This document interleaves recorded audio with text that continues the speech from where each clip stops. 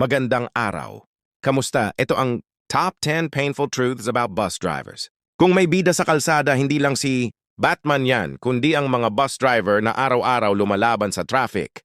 Sila ang naghahatid ng libu-libong tao sa trabaho, paaralan at kung saan-saan pa. Pero sa kabila ng malaking responsibilidad nila, maraming masakit na katotohanan ang dala ng kanilang trabaho na kadalasan hindi napapansin ng iba. Narito ang 10 painful truths sa buhay ng isang bus driver.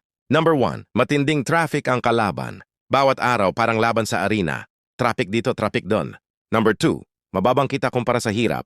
Malaking responsibilidad pero madalas kulang ang sweldo para sa pang-araw-araw. Number 3, stress sa pasahero. May reklamador, may nagmamadali at may tulog na ayaw magbayad. Number 4, pagod at puyat. Madalas walang tamang pahinga. Biyahe ng madaling araw hanggang hating gabi. Number 5, delikado sa aksidente. Isang maling liko pwedeng magdulot ng trahedya. Buhay ng pasahero ang nakataya. Number 6, init at polusyon. Araw-araw silang exposed sa usok, alikabok, at init ng kalsada.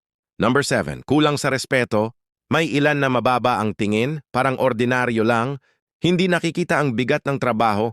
Number 8, malayo sa pamilya. Dahil sa mahabang oras sa biyahe, madalas wala ng panahon makasama ang mahal sa buhay. Number 9, walang kasiguraduhan. Kung mawalan ng ruta o operator, biglang mawawalan din ng trabaho. Number 10, walang retirement plan. Pag tumanda at di na kayang magmaneho, madalas wala nang inaasahan. Mga kapatidayang mga bus driver ay mga tahimik na bayani sa kalsada. Sila ang dahilan kung bakit nakararating tayo sa ating destinasyon. Ang buhay nila ay paalala na hindi sukatan ng halaga ang dami ng pera, kundi ang serbisyo at sakripisyong ibinibigay para sa iba. Katulad ng bus driver na nagdadala ng pasahero, si Jesus naman ang ating dakilang driver ng buhay. Kung siya ang may hawak ng manibela, tiyak na hindi tayo maliligaw. Ako ang daan, ang katotohanan, at ang buhay. Walang makapupunta sa Ama kundi sa pamamagitan ko. John 14:6. Kaya mga kapatid, unahin natin ang Panginoon. Tanggapin natin si Jesus bilang ating tagapagligtas at mahalin siya higit sa lahat. Sa mundong puno ng traffic at problema, si Jesus lamang ang makakapagdala sa atin sa ligtas na destinasyon, ang langit. Ayos, maraming salamat sa pagbabasa.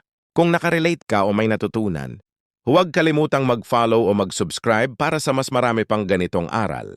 God bless sa lahat ng ating bus drivers at sa kanilang pamilya. Maraming salamat sa panonood at God bless.